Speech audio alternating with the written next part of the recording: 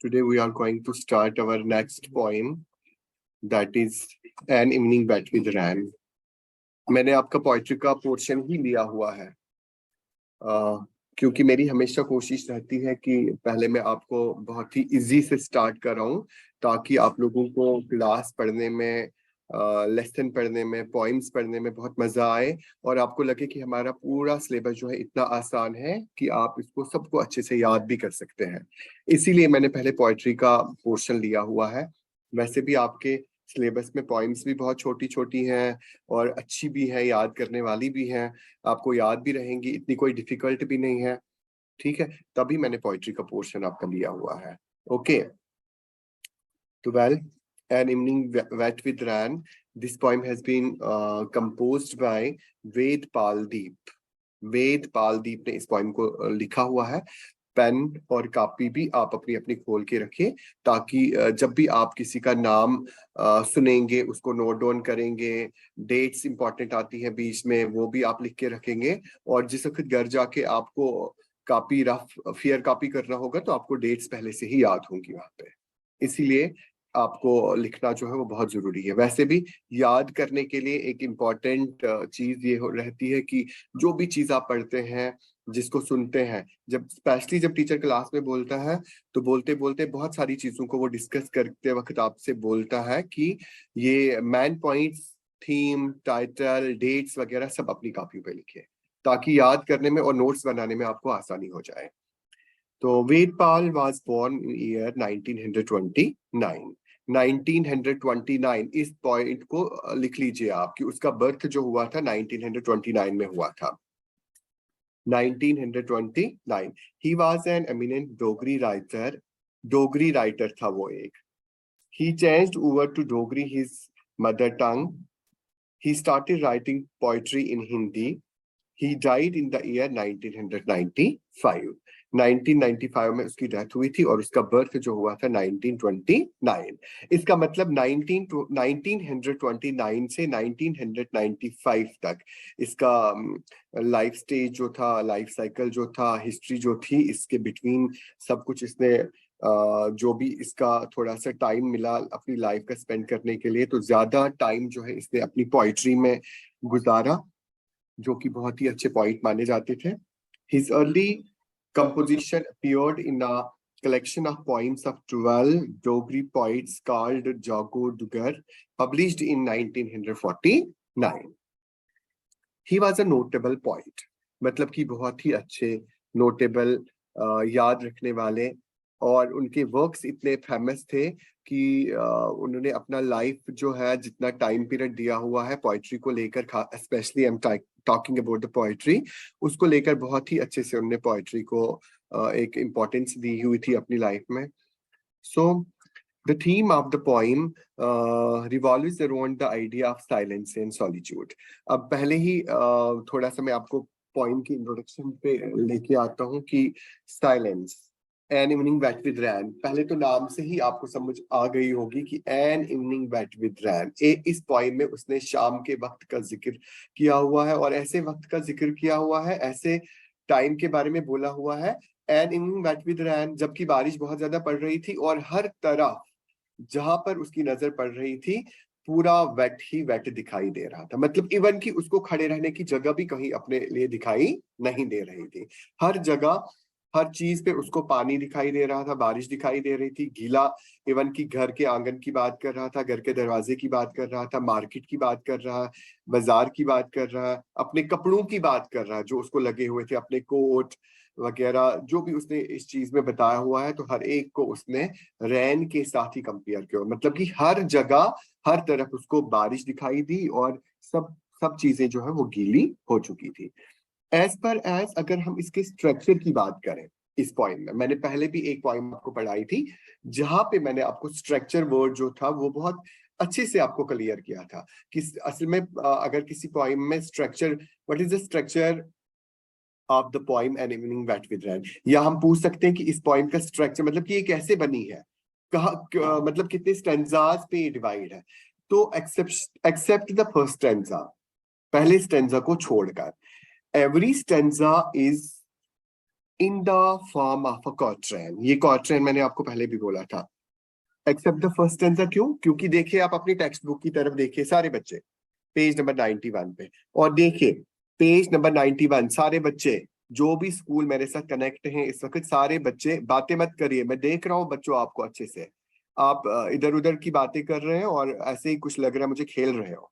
Books की तरफ देखिए आप, पेज नंबर 91, और पहले स्टेंजा पे आ जाए, है ना? तो गिनिए इसकी लाइंस कितनी है फर्स्ट स्टेंजा की, 1 2 3 4 5। इसीलिए मैंने आपको कहा एक्सेप्ट द फर्स्ट स्टेंजा, मतलब कि फर्स्ट स्टेंजा को छोड़कर। छोड़कर क्यों? मतलब क्योंकि बाकी के स्टेंजा जो है वो है in the form of a quatrain. In the form of a quatrain का मतलब क्या हो गया? मींस की in the form of a quatrain 1 2 3 4, हर एक स्टेंजा में 4 लाइंस हैं। और जब एक स्टेंजा में 4 लाइंस होती हैं तो इसका मतलब होता है कि वो क्वार्ट्रेन है। और क्वार्ट्रेन का मतलब भी होता है the stanza that is comprising या that is up to only up to 4 lines, जो 4 लाइन तक ही महदूद रहती है एक स्टेंजा। स्टेंजा की बात कर रहा हूँ, that is called as the quatrain. और पहला वाला स्टेंजा जो है इसमें 5 लाइंस है, इसलिए हम इसको क्वार्ट्रेन नहीं कहेंगे। और टोटल पॉइंट जो आपकी है that is divided into the 7 stanzas. Total आप देख लीजिए, पेज नंबर 91 पे आपके 2 स्टेंजा है, और फिर आप पेज नंबर 92 पर आ जाए। यहाँ पे आपको दूसरा, तीसरा, चौथा, पांचवा और छठा, मतलब कि 6, second, third, third, fourth, fifth और सिक्स, और लास्ट का स्टेंजा आपका पेज नंबर 93 पर है, 7th स्टेंजा। तो टोटल इसमें स्टेंजा जो है आपके 7 है, 7 स्टेंजा। तो अब बाकी 6 स्टेंजा जो आपके हैं, 6 स्टेंजा, ये आपके क्वार्ट्रेन कहलाते हैं। और क्वार्ट्रेन इसलिए कहलाते हैं क्योंकि हर स्टेंजा में सिर्फ 4 ही लाइनें हैं, और पहले वाले स्टेंजा में 5 लाइन है, इसलिए पहले वाले स्टेंजा को छोड़कर बाकी टोटल पॉइंट जो है that is in the form of a quatrain.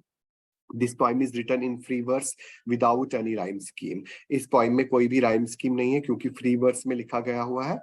This poem is divided into 7 stanzas, और ये पूरी पोएम जो है डिवाइड हो गई है 7 स्टेंजा में। ओके,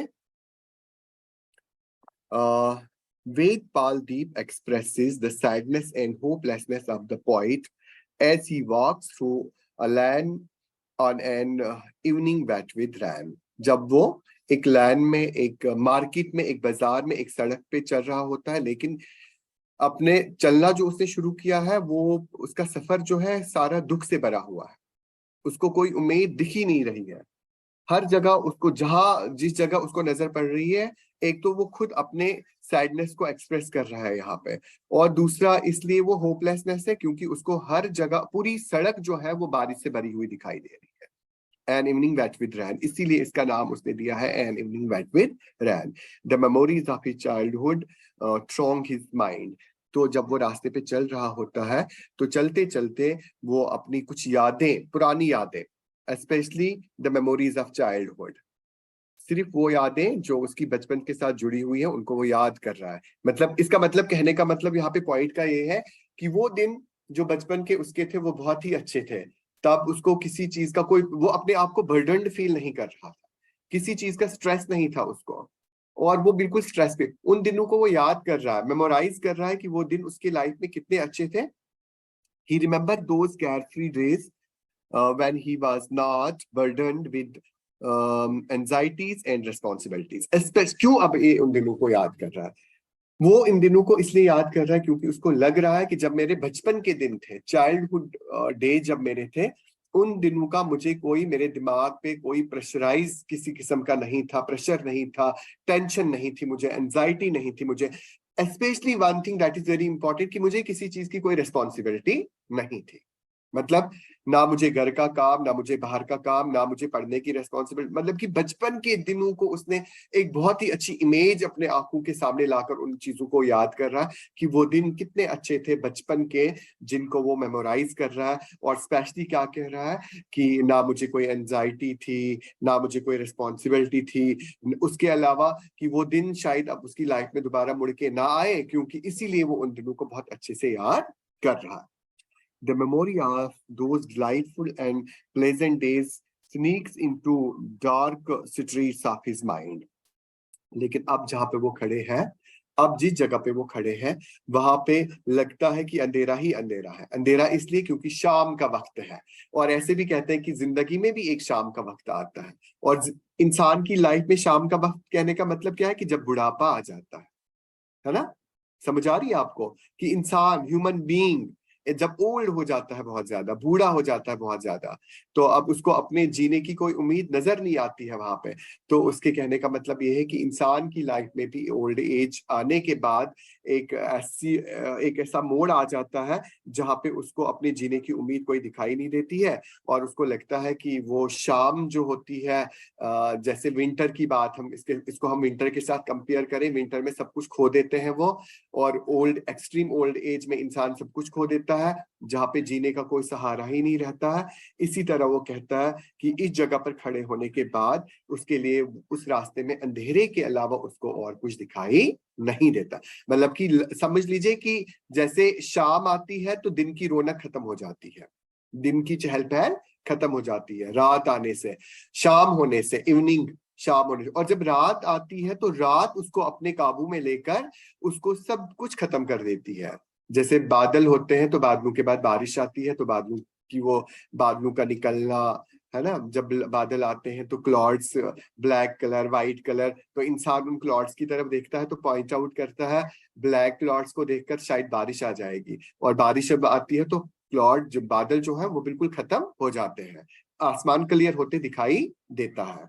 ओके, तो इसी तरह अब वो उसको लग रहा है कि जिस रास्ते पे वो खड़ा है, जिस जगह पे वो खड़ा है, वो रास्ता जो है वो अंधेरे से ही भरा है। वहां पे शाम हो गई है। अब उस शाम से उसको बहुत ज्यादा डर लग रहा है क्योंकि बाजार की चहल पहल खत्म हो गई है, दुकानें बंद हो गई हैं, सड़कें वीरान है, बहुत कम लोगों की आमदोरफ्त है, मतलब कि बहुत कम लोग एक जगह से दूसरी जगह चल रहे हैं। तो थोड़ा सा वो मंजर देखकर भी उसको लग रहा है कि यहाँ की रौनक जो है वो खत्म हो गई। मंजर देखकर वो चहल पहल नजर नहीं आ रही है, इसलिए वो मंजर देखकर भी उसको थोड़ा सा दुख हो रहा है। He remembers the cheerful occasion when he stood alone in the courtyard and listening to the sound of cymbals, but today he has fallen upon the thorns of life, है ना? कभी ऐसा भी वक्त था जब वो घर के आंगन में खड़े होता था और वहां से वो उन सारी बातों को रिमेम्बर करता था जो इसकी लाइफ में काफी चीयरफुल मोमेंट्स होते थे, काफी खुशहाल लम्हे, जिन लम्हों को वो याद कर रहा है। लेकिन अब आज का मंजर देखकर, आज की चीजों को सिग्निफाई करके उसको लग रहा है कि वो सारी चीजें जो है उसकी लाइफ से खत्म हो रही है। आज उन चीजों के साथ उसको कोई इंटरेस्ट नहीं दिख रहा है, क्योंकि उसको लग रहा है कि जैसे शाम होती है ऐसे इंसान की जिंदगी भी खत्म हो जाती है।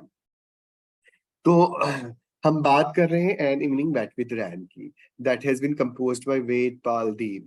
तो स्पेशली उसने क्या कहा है, the main theme of the poem is the beauty and fearfulness of a rainy evening, है ना? अभी मैं बात ही कर रहा था रैनी इवनिंग की, शाम का वक्त है, बारिश बहुत ज्यादा हो रही है, हर तरफ हर जगह हर चीज पे पानी है, बारिश से भरी हुई है, और उसी मंजर को वो बयान भी कर रहा है। एक तरफ से उसको वो खूबसूरती भी उसकी बयान कर रहा है कि वो कह रहा है कि इस पूरी की पूरी पोइम में to be called as the evening bat with rain, कि वो उसका थीम जो है एक ब्यूटी के साथ भी, लेकिन उसको डर भी है कि रैनी सीजन जो है, मतलब कि रैनी इवनिंग जो है, जैसे रात उसको अपनी आगोश में ले लेती है, रात को मतलब शाम को रात के आगोश में जाना पड़ता है, रात उसको अपने काबू में ले लेती है और उसको सुला देती है उस शाम को। इसी तरह उसको लगता है कि एक इंसान भी है कि जब उसकी लाइफ में भी एक ऐसा टाइम आ जाता है तो मौत भी उसको अपनी आगोश में, जैसे लेट विंटर के साथ उसको कंपेयर कर देता है। ओके, तो मुझे लगता है कि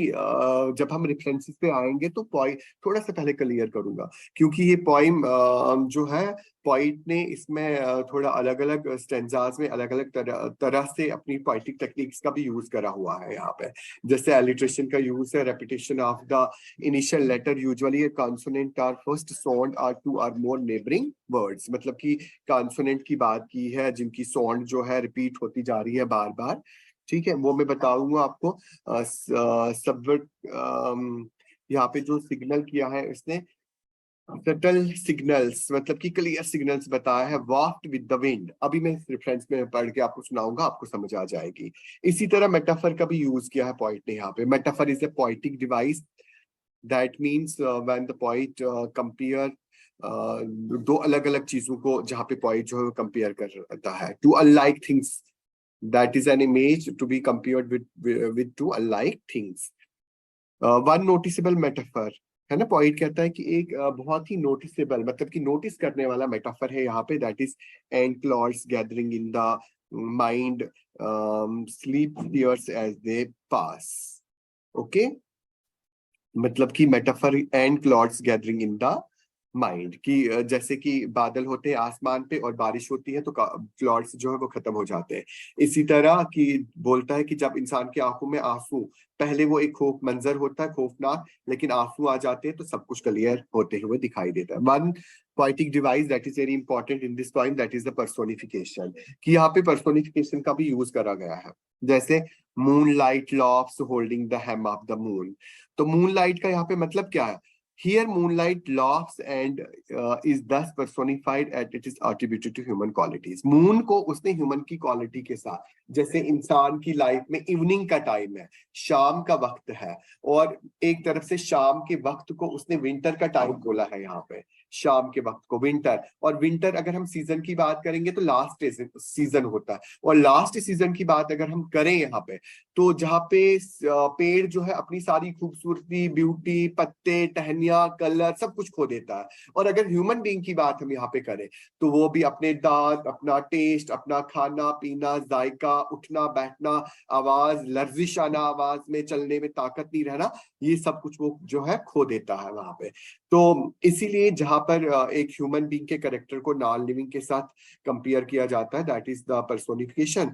और यहाँ पे किसकी बात हम कर रहे हैं? Moonlight loft holding the hem of the moon, की मून लाइट की बात हम कर रहे हैं, कि जहाँ पे पर्सोनिफाई वो कर रहा है ह्यूमन की क्वालिटीज को, तो कंपेयर भी किया है मून को किसके साथ? ह्यूमन के साथ, that is known as the personification. तो इस पॉइंट की इंट्रोडक्शन ही मैंने अभी आपको दे दी। तो इसके साथ साथ मैं एक चीज आपको और कहूं कि the theme of the poem revolves around the idea of silence and solitude. Silent, खामोशी और अकेलापन, खामोशी और अकेले रहकर पॉइंट जो है वो महसूस कर रहा है अपने बचपन को, अपने बचपन की यादों को, अपने बचपन की कहानी को, अपने बचपन के उन दिनों को जब वो बिल्कुल फ्री था, जब उसको कोई टेंशन नहीं थी, कोई एंजाइटी नहीं थी, कोई प्रेशर नहीं था, कोई रिस्पॉन्सिबिलिटी नहीं थी। तो उन चीजों को, और अकेले रहकर, कभी घर के आंगन में, कभी बाजार में, कभी सड़क पे, कभी दरिया के किनारे, कभी कहीं और जगह जाकर, जहाँ पे वो बिल्कुल अकेले खड़े रहता है और उन सारी बातों को याद करता है। और याद करने के बाद वो बहुत ही ज्यादा दुखी हो जाता है, सैड हो जाता है बहुत ज्यादा। क्यों? क्योंकि वो सारी बातें, वो सारी यादें जो समझता है कि शाम ढलते ही वो खत्म हो गई। शाम आई, शाम चली गई, रात ने उसको अपने अंदर जो है वो ले लिया, और वो सारी चीजें, सारी बातें, सारी यादें, अकेलापन जो है, अकेलेपन में वो उन चीजों को महसूस कर रहा है, और उन ख्यालात से वो बाहर आके क्या बोल रहा है कि वो सब कुछ जो है एक शाम की तरह, शाम जो अंधेरे में चला जाता है, इसी तरह वो यादें भी उसकी है। तो the poet's persona ruminates as he takes a stroll in this rare silence, being his companion. Loss of hope can also be seen as a theme of this poem. तो बात हम कर रहे हैं कि थोड़ा सा मैं आपको रेफरेंस पे ले आता हूँ, थोड़ा सा मैं आपको रेफरेंस पे पहले मैंने आपको स्ट्रक्चर तो बता दिया इसका क्या है, अब आपको स्ट्रक्चर तो याद रहा होगा।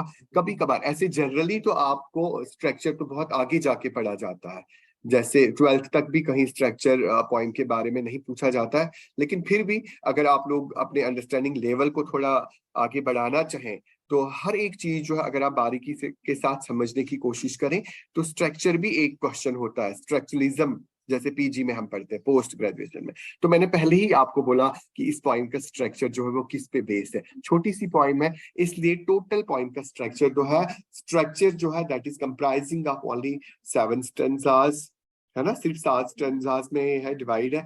लेकिन फिर भी मैंने आपको स्ट्रक्चर की बात की, तो इसलिए मैंने कहा कि पहले वाले स्टेंजा को छोड़कर बाकी के 6 स्टेंजा जो है that is in the form of a quatrain. Okay, आपको समझ आ रही है बच्चों? तो फर्स्ट स्टेंजा को छोड़कर मैंने आपको क्यों कहा? क्योंकि पहले वाले स्टेंजा में 5 लाइन्स है। तो here in the first stanza, an evening wait with rain An evening wet with rain, as I walk through the land, the heart beckons the hands to hold them with love. The minds also now subtle signals of the breeze. Should I stand on the ground or waft with the wind? So this is the first stanza of the poem. Here in the first stanza, the poet wants to explain that this poem begins with how the persona is taking a walk in the rain, है ना? मतलब कि point जो है किस तरह से अपना सफर जो है बारिश के ऊपर शुरू कर रहा है और किस तरह से अपने उस सफर की कहानी जो है वो बोल रहा है, ठीक है। His heart wishes to hold the rain, वो चाहता है, क्या चाहता है कि बारिश को वो रोक ले। बारिश जो पड़ रही है जिसकी वजह से हर जगह जो है वो गीली हो गई है, उसको रोक ले। Even as he want to become one with the breeze of gently drift away. The stanza ends with the pondering over these two wishes of him. मतलब कि वो गौर कर रहा है और विश कर रहा है क्या, कि काश या तो ये बारिश थम जाए या तो रुक जाए, या फिर ऐसा हो कि वो भी एक ठंडी ठंडी लहर की तरह उसके साथ जो है अपने आप को शामिल कर दे, ताकि उसको भी वहां आके बहुत अच्छा लगे। क्योंकि ये ठंडी हवा जो आती है बारिश के मौसम में, एक बहुत ही खुशगवार मौसम जो है वो एक एटमॉस्फेयर जो है एक बहुत ही अच्छा क्रिएट करती है, बहुत ही अच्छा, बहुत ही प्यारा खूबसूरत एटमॉस्फेयर क्रिएट करती है। और वो बार बार एक चीज को यहाँ पे बयान कर रहा है कि ठंडी हवा, प्यारी हवा, खुशगवार हवा, जो कि बहुत ही अच्छी और दिल को महकाने वाली है।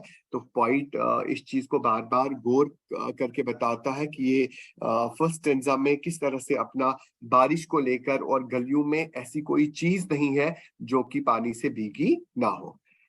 तो सारे बच्चों को समझ आ रही है? कुछ बच्चे तो मुझे लग रहा है ऐसे ही आगे पीछे घूम रहे हैं, बुक्स की तरफ ध्यान ही नहीं है, कुछ बातें कर रहे हैं। आई थिंक ये गवर्नमेंट हायर सेकेंडरी स्कूल असर जो है, असर, आप लोग अपनी वो देखो, वो लड़कियां क्या कर रही हैं, गर्ल्स जो पहले ही बैठी हैं कुछ और ही एक्टिविटीज कर रही हैं। मैं आपको देख तो रहा हूँ अच्छे से, और पहले ही मैंने आपको कहा था कि आपका ध्यान, कभी ऊपर उठ रहे हो कभी बैठ रहे हो, थोड़ा सा ध्यान दीजिए आप भी। अगर आपको आता होगा पहले ही, नो डाउट, कोई बात नहीं है, अगर दो लाइनें और आप समझ लेंगे तो अच्छी बात होगी ना।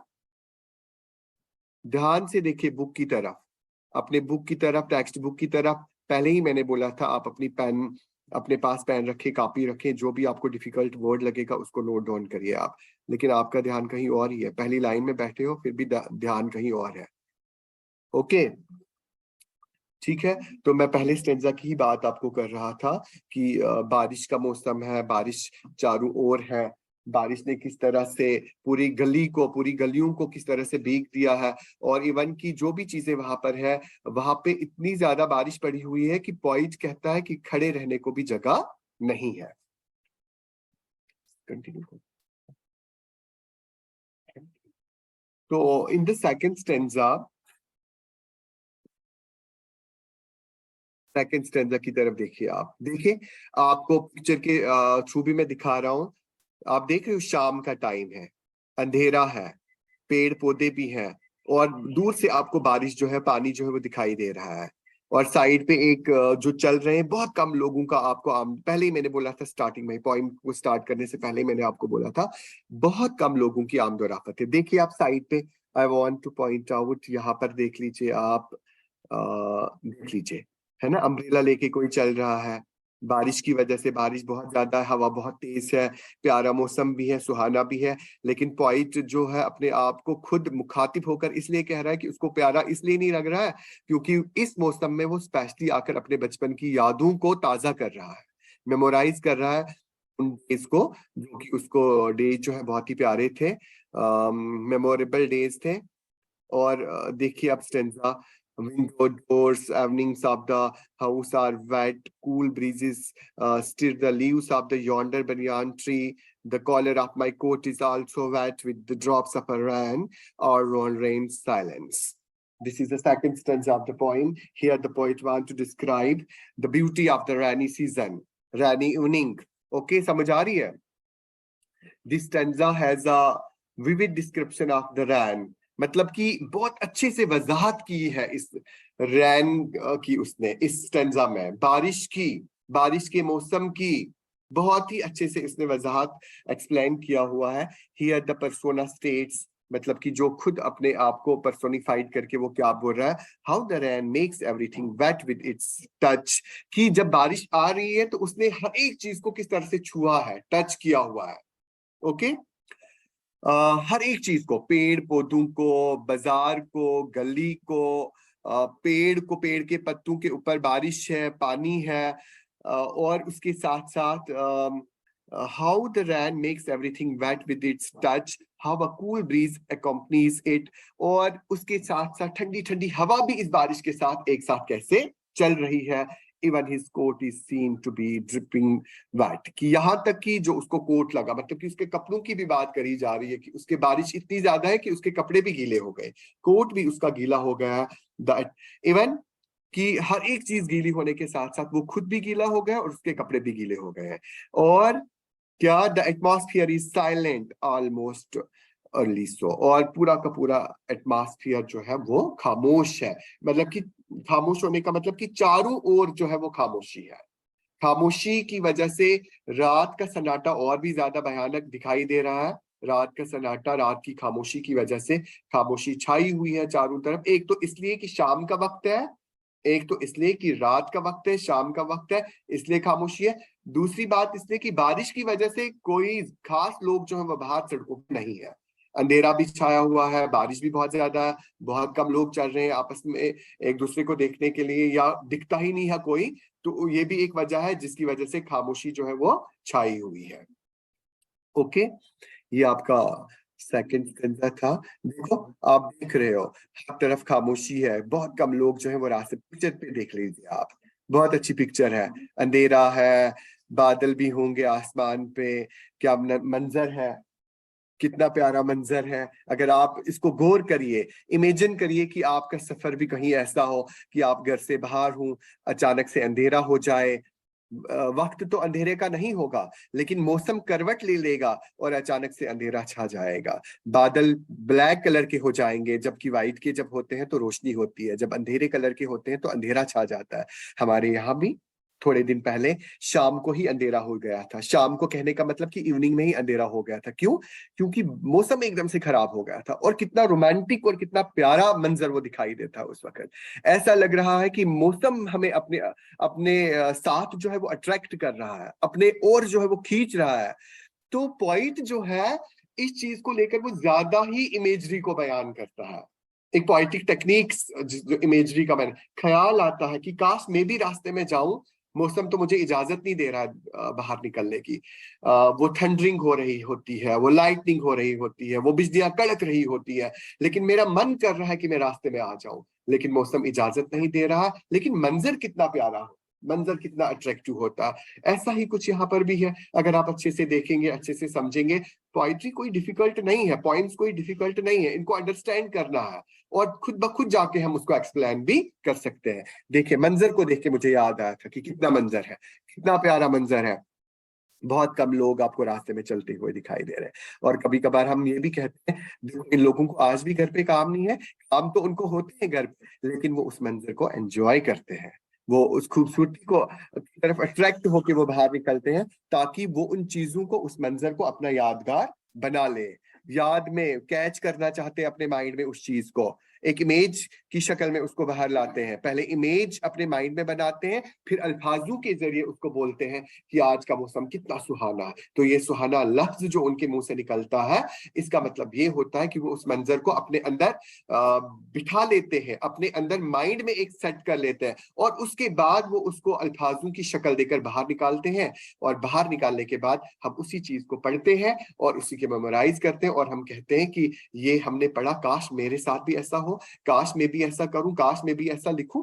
तो this is about the second stanza. आज हमने इस पॉइंट के 2 ही स्टेंजा पढ़े, क्योंकि ये पॉइंट थोड़ी बड़ी है, इसीलिए ताकि आपको ज्यादा, मैंने अभी आपको कहा कि ऐसा भी हमने कुछ नहीं करना है कि आप लोगों को ज्यादा बर्डन पड़े और आप याद ना कर पाओ, पढ़ ना पाओ, या आप यॉर्निंग करो या नींद आ जाए, जैसे अभी कोई बच्चा कर रहा है, हाथ उसका कहीं, ध्यान उसका कहीं, हायर सेकेंडरी स्कूल असर, हाँ, आपको ही पॉइंट आउट कर रहा हूँ बार बार, क्योंकि आप ही मुझे डिस्टर्ब होते हुए दिखाई दे रहे हो। ओके, तो दो ही स्टेंजा मैंने पढ़ा है, इसलिए मंडे को हम इसके बाद वाले स्टेंजा भी पढ़ते हैं और फिर मैं आपको कंप्रिहेंशन टेक्सचुअल क्वेश्चन सारे करा लूंगा। Okay, best of luck, have a nice time.